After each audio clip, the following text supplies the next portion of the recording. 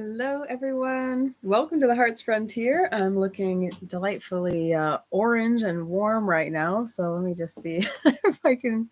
There we go. Get some more light. Okay. Welcome to the Heart's Frontier. I'm Kate Graham. And if this is the first time that you are joining us, then just welcome. Welcome into this heart space. If you end up joining live and you want to interact with me, do feel free to use the live chat.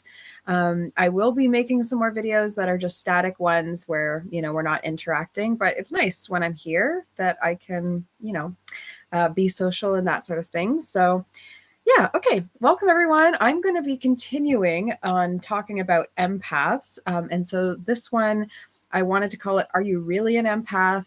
Just in case people have that sort of confusion if they're not sure.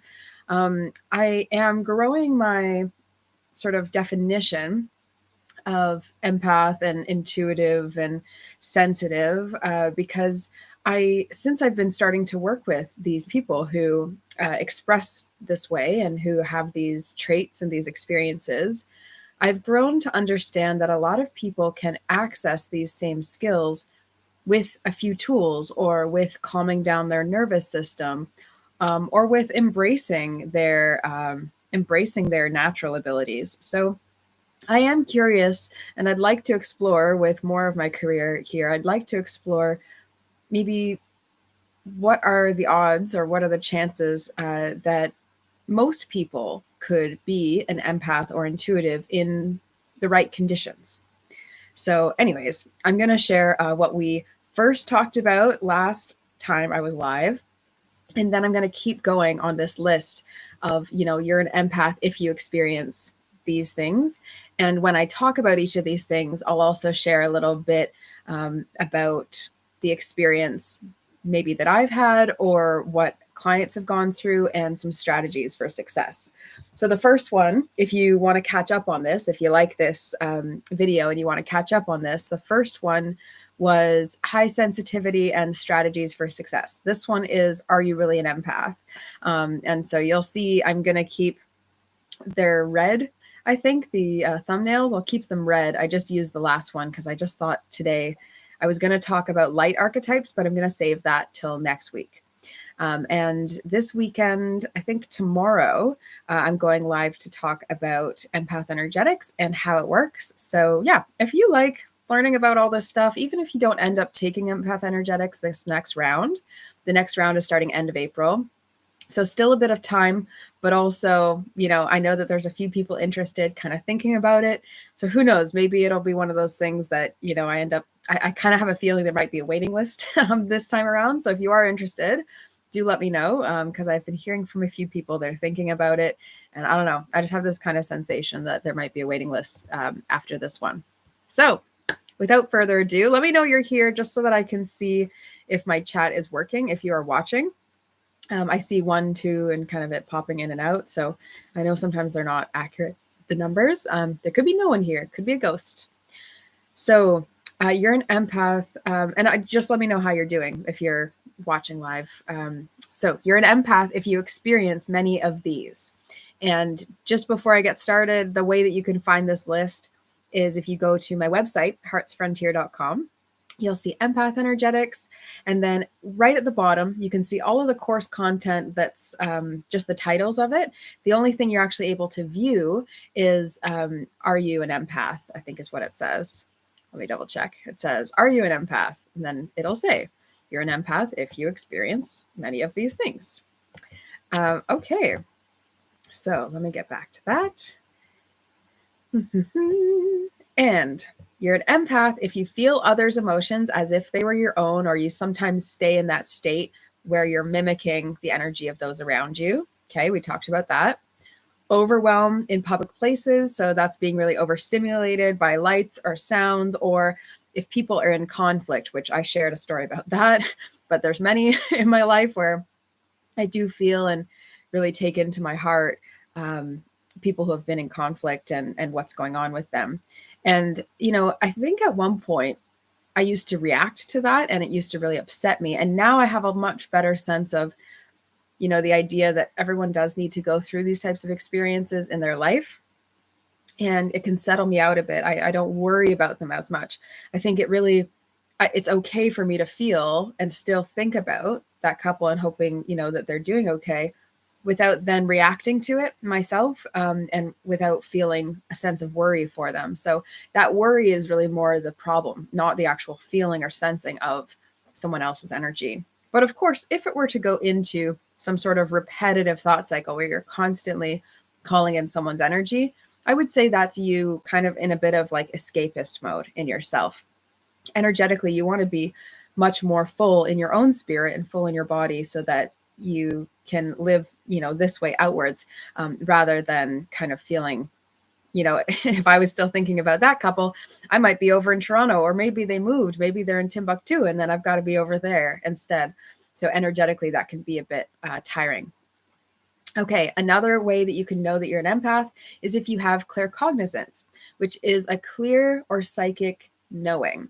So if you just know things without really understanding why, that is one of these keys for if you're an empath or you're an intuitive. And empath and intuitive, I sort of have as, somewhat interchangeable. They're not really, a lot of people will separate them, but I see a lot of similarities in the personality types, and many, many, many intuitives that I know have empathic skill, and many empaths have easy access to intuitive skill. So there are a lot of similarities, and high sensitivity, I would say, bridges those two as well. Okay, number 4, strangers, or anyone really, but often strangers, will like overshare, or they'll open up to you more than they anticipated. They'll be like, oh my gosh, like I feel like I could just tell you my whole life story. And sometimes they do. And sometimes, you're like, why did that person just dump all of their trauma on me? I was just buying a coffee. And that is totally an experience of having, an open heart and a good level of receptivity, because people pick up on receptive energy. It's really powerful, but people can really sense, without even thinking about it, because a lot of the time they're not really thinking about it. They're just kind of living outwards like this and expressing themselves. And that's a quality of, being empathic, because they can just on some level, subconsciously even, sense that you're capable of understanding and receiving their experience. I'll often have people, come in for little sessions with me, or even big sessions with me. I'll have people come in for sessions with me and almost tell me things, and we'll talk as if we've known each other for a long time. And it'll be like a bit confusing. There's always a moment that I notice they kind of go, oh, like, oh, wait, this is actually the first time we've talked. How did you know that? Or, yeah, that's exactly how I feel. If you can always guess people's feelings, you might not be guessing. You might actually just be really empathic and be able to feel that yourself. It's very useful, especially when you're working in the healing field or working with people in any type of care profession. So I really do love when people who are fellow healer types, healing practitioners, or people who are in a caring professional. I had one of the clients in Empath Energetics round 4 was in human resources. And I went, well, duh, that makes sense. Okay, number 5.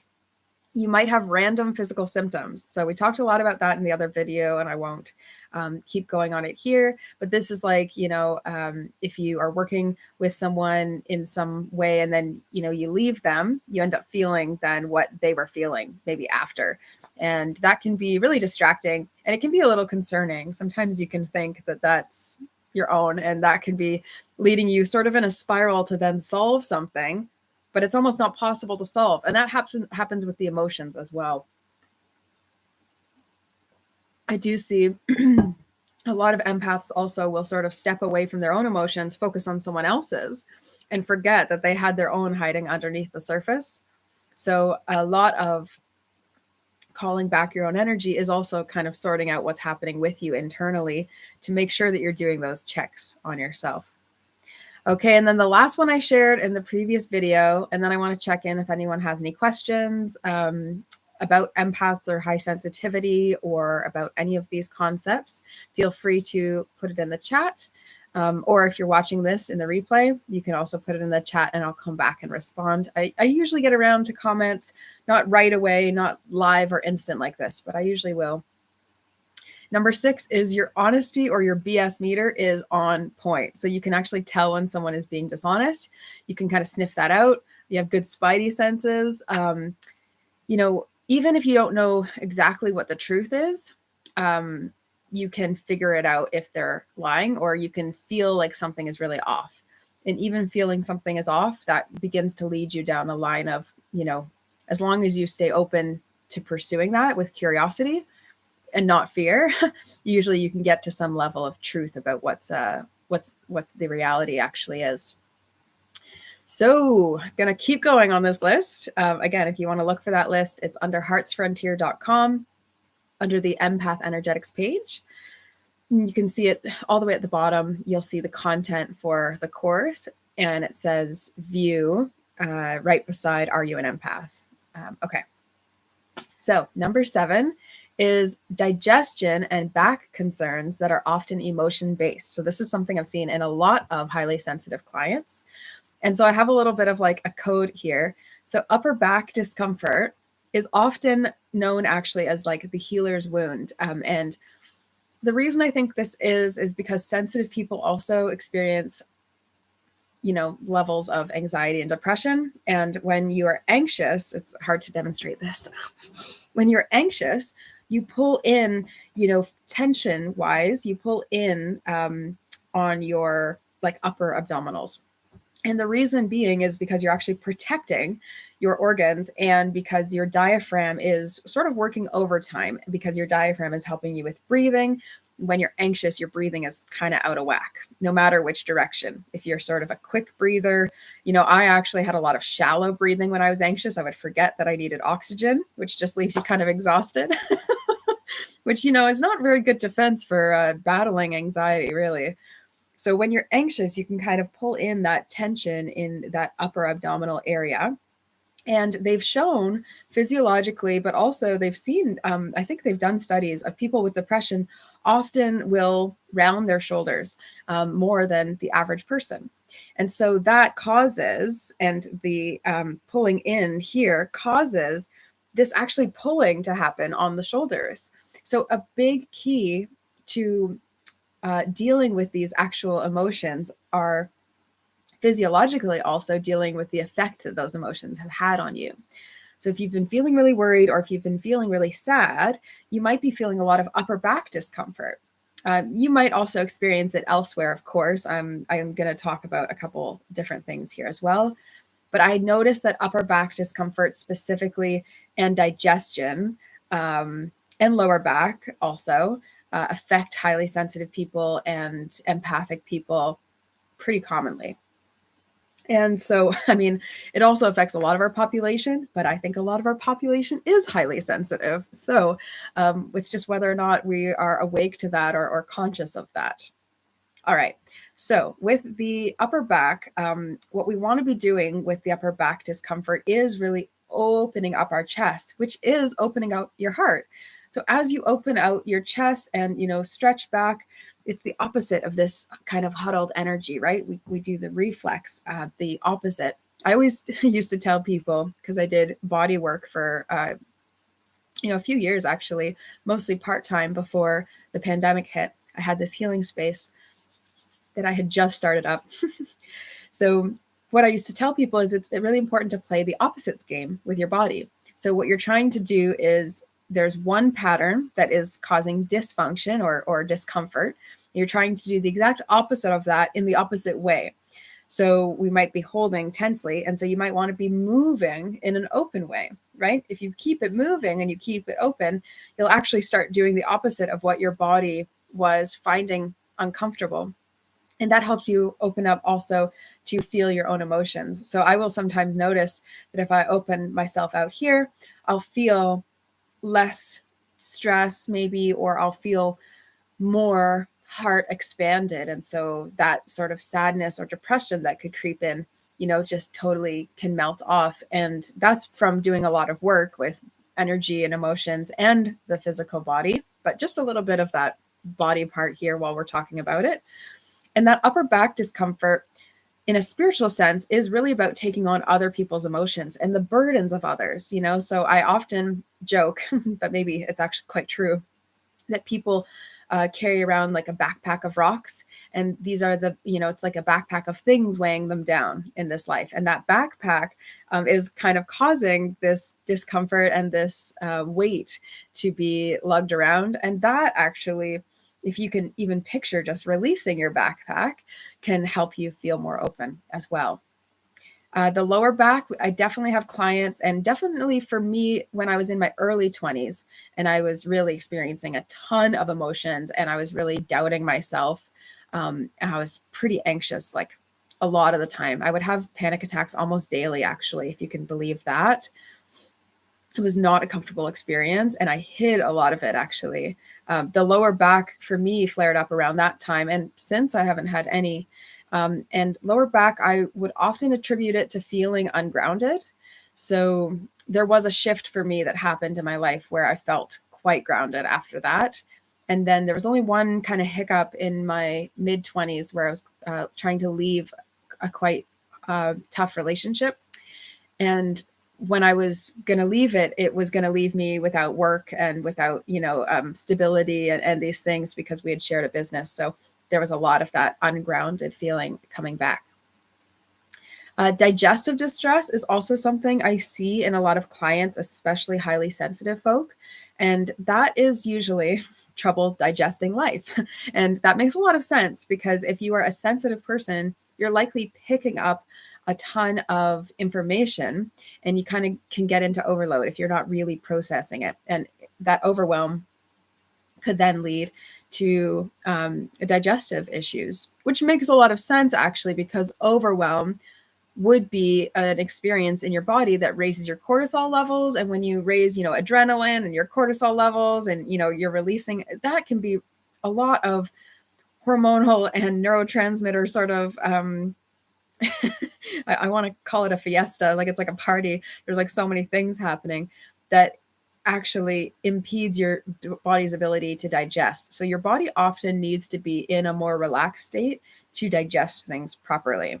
And so what I would see of this digestion would be really focusing on nervous system relaxation and processing emotions, and looking at what you can do to actually digest life, break it down, really go through a review, so that you can stomach it. Also, maybe believing in yourself. So I think understanding the root causes and the energetic relation of physical symptoms is very, very powerful, especially for a lot of empaths, so that you can diagnose, in a sense, not diagnosing, but, self realize which things are yours and which things are simply energetic in tie and need to be released. Okay. Also, then you can really actually focus on your self-healing abilities, which is a huge part of the Empath Energetics program. Because if you are feeling really empowered to self-heal, then you kind of role model and lead by example for other people feeling encouraged to do exactly that themselves. So would love to know if there are any questions so far. Just let me know. Drop it in the chat, or just tell me if you find yourself having some of these symptoms or signs. Now, I will say there's a lot here. There's 29. So I'm going to keep doing these videos until I get to the end of this list. But that doesn't mean that if you don't have a bunch of them, that you're not empathic or intuitive. In fact, a lot of these are sort of, if you take maybe 5 of them, you're definitely still very likely highly sensitive or intuitive. And I wouldn't go through, judgments of I'm more empathic or less empathic or anything like that. I do see myself, at least at some point in life, with most of these things. And I hope that people who feel like they have a bunch of these feel, called to talk about it and share, because I do think it helps us actually to embrace our natural ways a little bit more when we know other people are experiencing that. I'm going to keep going here. Number 8 is loving nature and animals, developing deep connections with them. Nature is crucial in the life of an empath, and many empaths have special moments with animals, as animals are often very comfortable around sensitive folk. I actually just met a really sweet doggy today. I was walking into town, and it was like, it looked like it was just waiting in the middle of the sidewalk to like wait for me. And so I made eye contact with the owner because I wasn't sure. Sometimes people are like in a rush. They just want to get their walk and be done. They're not really wanting to parade their dog around. But this doggy just seemed so sweet. And, he was just standing there on the sidewalk. And I could see she was like, oh, let's go kind of thing. But we were making eye contact, me and this dog. And so I said, oh, could I say hi to your dog? And she said, oh, of course, she's really friendly. And so I got to go and speak with this little dog and have my moment. And I used to feel kind of shy about doing that, just because I didn't want to like upset the owner, and just sometimes it can be annoying. And people have different rules about their dogs. I really respect that. But I was pet sitting for like a year and a half plus, and so I really feel a very deep connection with animals. And before that, I lived on an alpaca farm that had like 85 alpacas and 5 dogs, 6 cats, maybe. There's a lot, a lot of animals there. And so I've grown to see it actually as a need for myself. And I'm living currently in this caravan in Scotland. And I love my life here. And I'm very aware that my time of not having an animal companion could be running sort of to a close. I'm very lucky there's a dog here on the property, but it's different, having a dog actually in your home, or any type of animal in your home or with you all the time. So, yeah, I just wanted to share that sort of exploration in. There is a lot of animal communication as well for intuitive or empathic folk. That does happen a lot. I've been in a lot of what my friends would call Snow White situations. Like saving. I was like on a first date once actually, and I saved like a little baby raccoon from the road just by calling out to it. And it was a really precious moment. But that's totally, totally like empath vibes, because you'll feel the experience of this animal. So I do sometimes have people want me to read animals. It's not my main thing that I do, but I do that sometimes.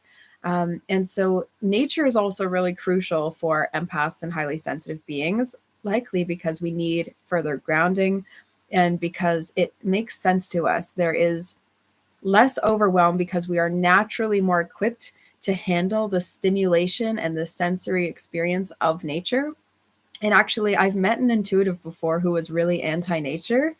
Um, and it really concerned me for them, actually, because it really seems incongruent with being in touch with the true nature of things in general, and with our divine source. Um, you know, Nature and animals, as an extension of that, are part of the lifeblood of our experience. And certainly, as I've continued down my shamanic path, one of the like hallmarks of a shaman is that they are nature based, and finding guidance through animals as well has been really potent. So even if you're not actually around animals, or maybe you have hangups about these things, even just connecting with the concepts of it, or having a ton of plants in your home. I currently have 4. I've been really lucky that a bunch of people gave me plants when I moved in here.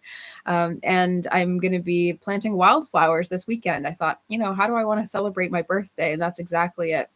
My birthday is this Saturday. So I am going to go live tomorrow because that helps us keep on track here. And then I will go live again on Sunday. Actually, I wanted to mention before I get too far here. And if you're watching, just let me know how you're feeling, or if you're noticing yourself in any of these qualities of an empath. But Sunday, I am going to hop on for some open oracle readings. I really love doing that. I sometimes do it in the Side Chicks Facebook group. I also sometimes do it on Instagram. So I think this Sunday I'm going to try going on Instagram at the same time, which, is a little bit more cumbersome, but usually I can handle it. And then there is another event that I'm going to do. So if you are following along with this stuff and you want to keep in the loop, go over and check heartsfrontier.com and on the YouTube, Hearts Frontier on YouTube here. And then you can see under live, you can see different videos that I have scheduled to come out. And I'll be setting up more as well.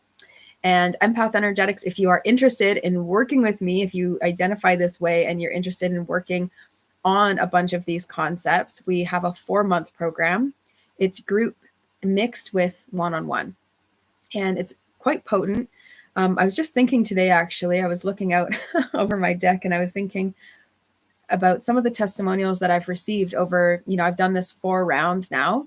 And some of the testimonials I've received, some of them really hit me today. I went, people have said this is life-changing for them. People have said they found themselves. I've watched transformations. I have chills saying this. I've watched transformations of people who their life was really feeling like they'd gotten away from themselves and like they didn't know who they were anymore. They felt really like not themselves. And by the end of the 4 months, they have like goals and excitement. And that's just not me telling them, oh, you need to go do this and this. That's like them really finding it in themselves and being able to really own their energy. And I continue to get updates from them. And I find it really, really, it's really, really empowering for me. I have to say, it makes me obviously quite emotional to think about. But it's just really been hitting me. I think I was so focused on getting the information out and teaching the right way that I didn't actually notice how deeply some of these people transform and even continue to. So it has this longer lasting effect than I originally anticipated. I hoped for it. I hoped that I would build something where someone didn't feel like they needed to be reliant on me, where they felt like they could own their own self-healing techniques, where they could help other people just by existing as they are, but also, I'll hear from Empath Energetics grads and they'll say, oh, I was talking with a friend. I told them to grab a pendulum and then ask this question. I think that's so sweet. And then I also hear from people who are still reflecting and still chewing on lessons or things that I've said. I actually just had a grad tell me this week that something came up that I apparently, I don't always remember what I say because I am channeling a lot of the time. Yeah, when we're behind the wall there. But I had told her something that she needed to have on her desk. And she was like, okay, we'll see. I don't want to be weird. And I thought, okay, that's fine. But then I remember mentioning it a second time, which is always like, if I mention something a second time, that needs to be addressed. Because I won't ever remember that I have. And she said, oh, you told me that before. I went, oh, then definitely do it. And then just this week, someone moved into her office and they had that on their desk when they moved in. And I thought, sometimes you just never know how it's going to show up, but it was like months after. It's months since the last Empath Energetics ended. So I thought that was really funny. And it continues to kind of have these payoffs and show up in people's lives. So it's really, really impactful for me to witness. And I often have like big heart expansions with every group.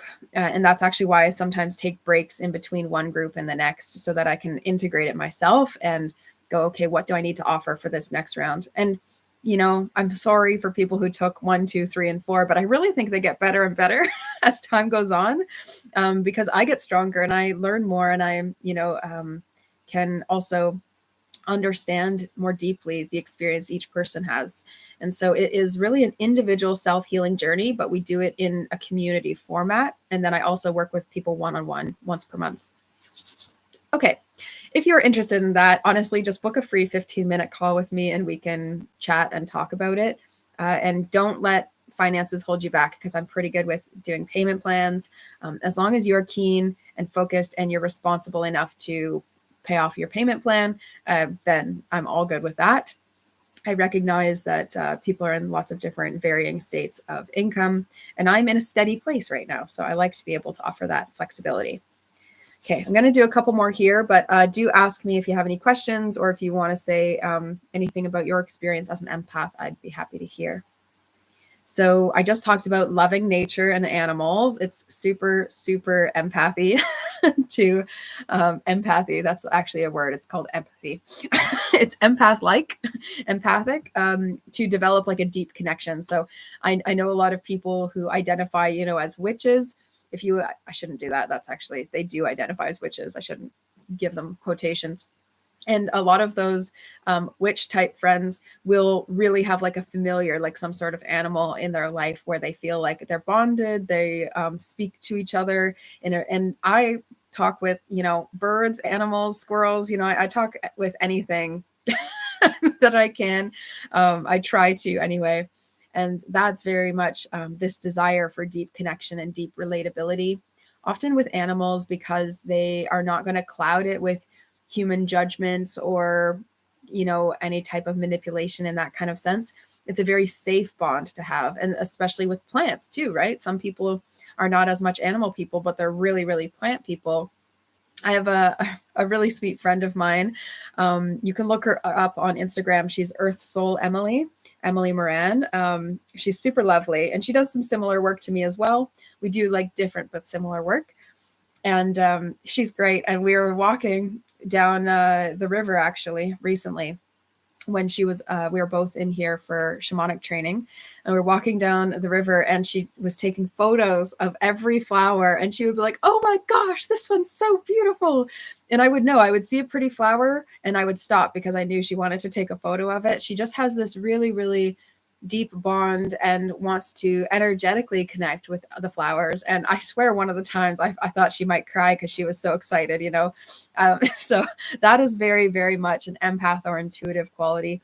And I think it's really because we're meant to be here to revere Earth and to find it as really special and to help role model that for people. I think that's one of our roles as, the collective of empath folk. Okay, number 9 is, I think, one most humans in today's world could say, but I think it's very true of highly sensitive people, okay? Because highly sensitive people are picking up a lot of stimuli and they're picking up a lot of information. They're sensing a lot of things. So they get easily or frequently tired. I took a nap today because I went out and I was social and I was outdoors, and I did a big walk. And honestly, I was like, I think the best thing I could do is to care for myself and take a little bit of a nap. And this is something I hear, like, so I actually run on pretty good energy for the most part, but when I am expecting a lot, or when I've been taking on maybe more social challenges and things like that as well, this week has been really thick with taking on other people's situations, hearing about them, and I release them. I don't feel weighed down, certainly, but I do feel like a lot has passed through my system, if that makes sense. So, a lot has come in. And with every adjustment period of, okay, I'm taking in a lot more, you let it out, but you're still, there's like an overuse sort of feeling. And that is like, okay, it's a cue that you got to receive from yourself. You got to give to yourself a little bit. So I just got cozy and enjoyed sort of like a little resting time. The experience that a lot of empaths have before they start doing energy work is feeling as if sleep is never enough, or that other people are taking your energy. And feeling like other people are taking your energy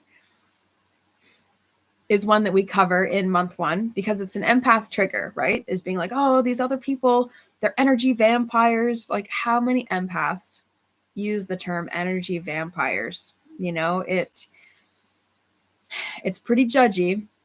It's basically saying that someone who's spilling out and then you're taking in all of their stuff, you're now judging them for your experience, which isn't really fair. So I do talk a lot about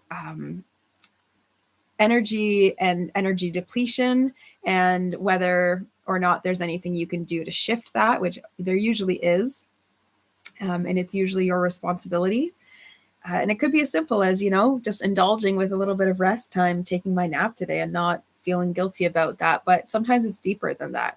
And we're feeling, tired all the time because we're allowing ourselves to have a mindset and a belief system that everything is draining our energy. So if you say things are draining your energy, then that's how it's going to feel, right? There's no fighting that. That's the truth as you're saying it to yourself.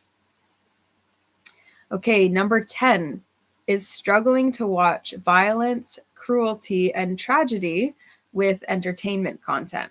So being witness to fear, paranoia, dark stories, and conspiracies, it can be a lot to feel. Facing all facts and fears allows one to be clear. So struggling to watch violence, cruelty, and tragedy when you're watching like entertainment or media, you're on social media. I used to be so frustrated. I would sit at the dentist and they would have like the news on, and I would go, oh my gosh, when are they going to hand me this remote? Because I am just being inundated with awful stories. And in the morning, you know, you'll just see this ticker tape, this just rolling across the screen, just terrible crimes and you know, killings and things like that. You know, it's just awful. And so I would, you know, change it to something soft because you're already at the dentist. You know, you want to create a lower sensory environment because that's a pretty high sensory experience.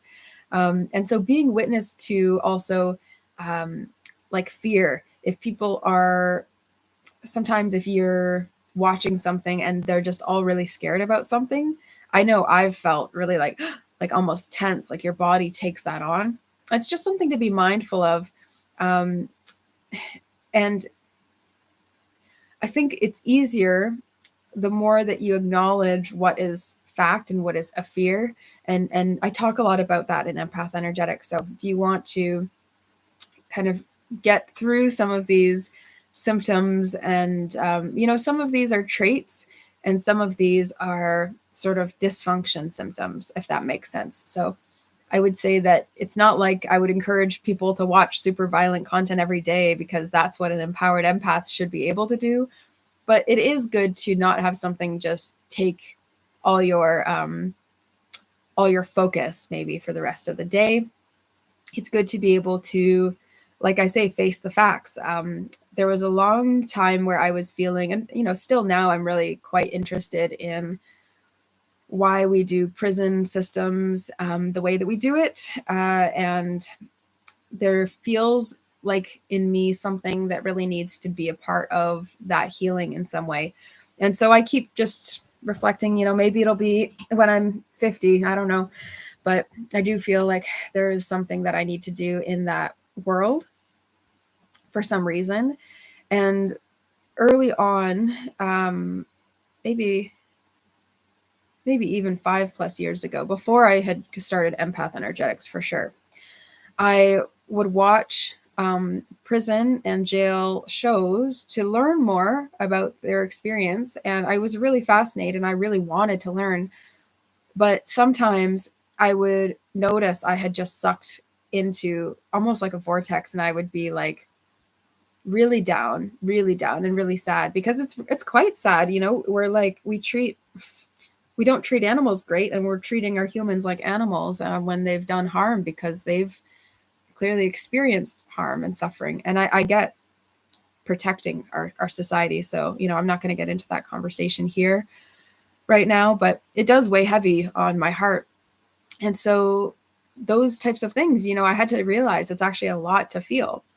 But the more that I faced the facts of it, and the more that I actually got an objective view, the easier it has now become to watch this content from a place of, I can do something about this, and that is the reason for watching this. I'm not watching it just mindlessly, which I think is what I was doing at the time. I was just sort of like, well, this is interesting. And then I grew to understand there's something for me in this.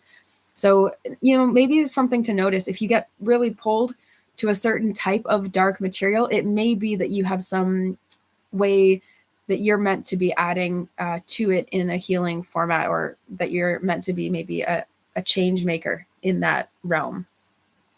Sometimes yes, sometimes no. Okay.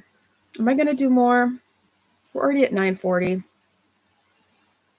or whatever time you're here. I'm at 40 minutes in. Ooh, hiccup. Okay, I'm going to leave you with one more, and then I'll continue these videos as I say I will, and I will, I promise.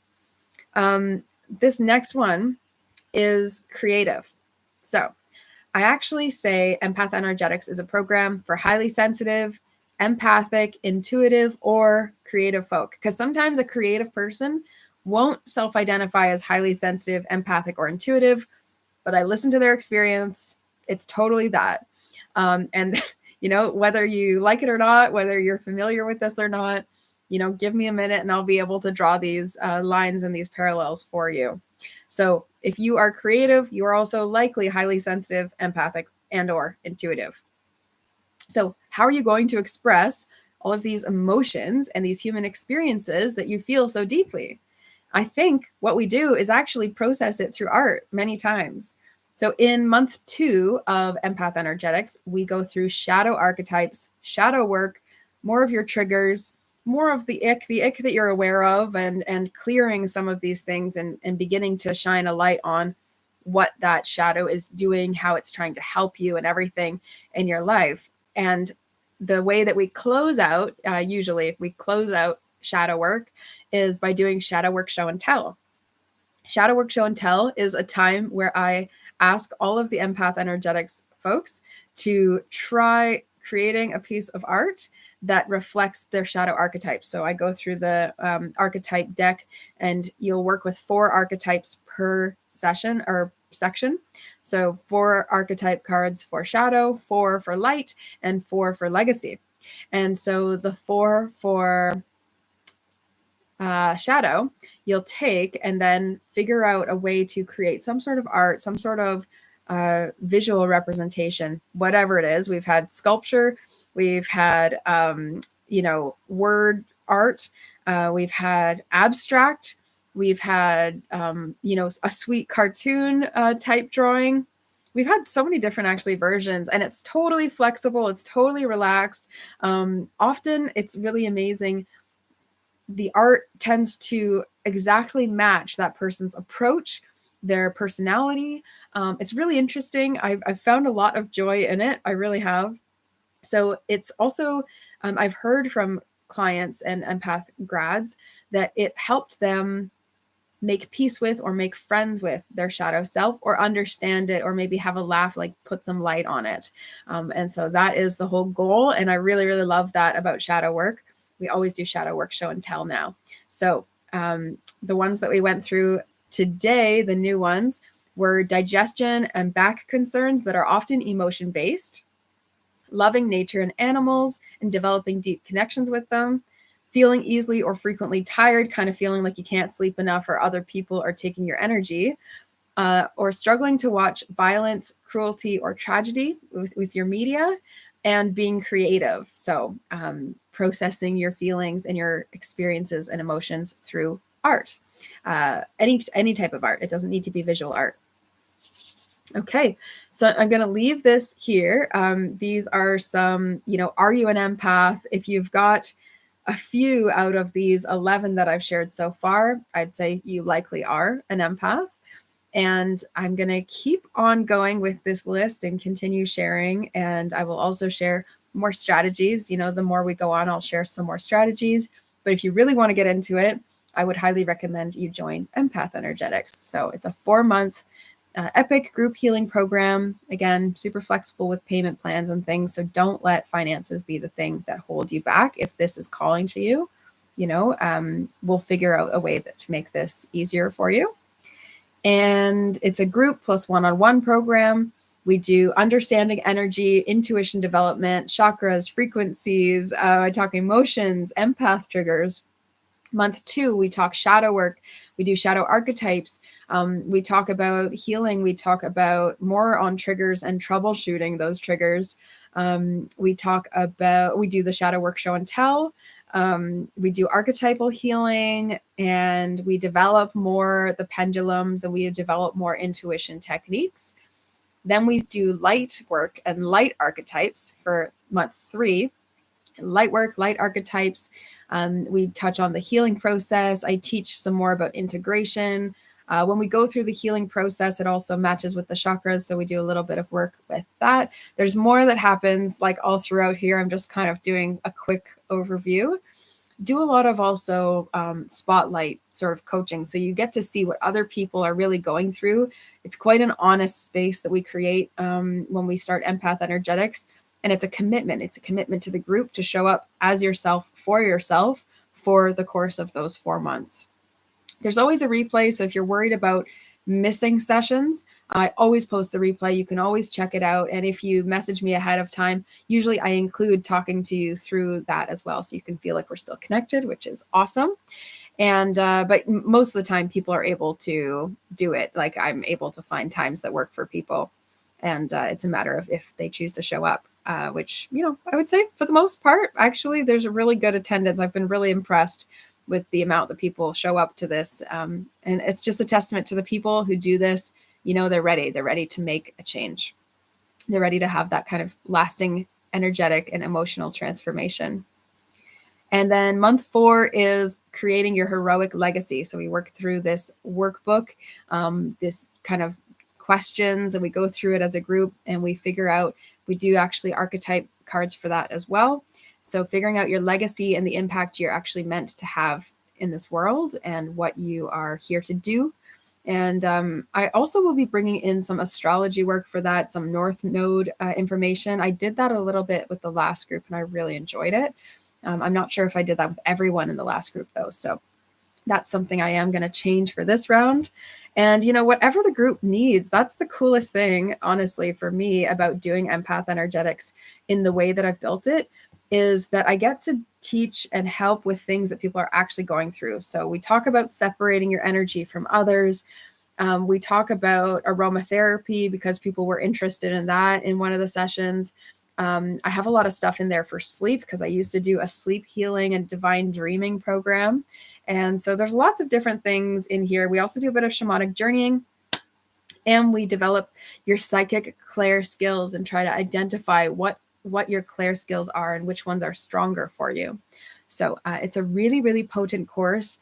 It's good if you are just getting started, but it's also really good if you are choosing to work with others and you feel like you need to do some deeper personal work to be more empowered in that. Or if you are feeling drained by other people, this is a program for you to make sure that doesn't keep happening. There's no reason it has to keep happening. And there is actually, after the fact, a soul circle, which people just have the option of joining or not. But it is really awesome when people join it. We end up meeting for oracle nights, or sessions. It's afternoons now for people and nights for me, and so we meet for oracle sessions, and I help with doing different events. I'll have workshops and things like that just the soul circle comes to. And so that's for any current clients and any empath grads. So that's a really nice kind of safe space and little like-minded community. I really enjoy that. So that's empath energetics and empath things, highly sensitive things. So hope you enjoy the rest of your day or night whenever you watch this. And if you're looking to learn more, you can go to the website, heartsfrontier.com, and go to Empath Energetics page. But you can also look here, there's like extra Empath Energetics testimonials. You can look under the lives that I've done recently, because I have been talking about Empath Energetics recently. And yeah, we'll just keep the conversation going. Okay, well, enjoy the rest of your day and night, everyone. And if you're watching this in the replay, leave me a comment so that I can see it. Okay, take care.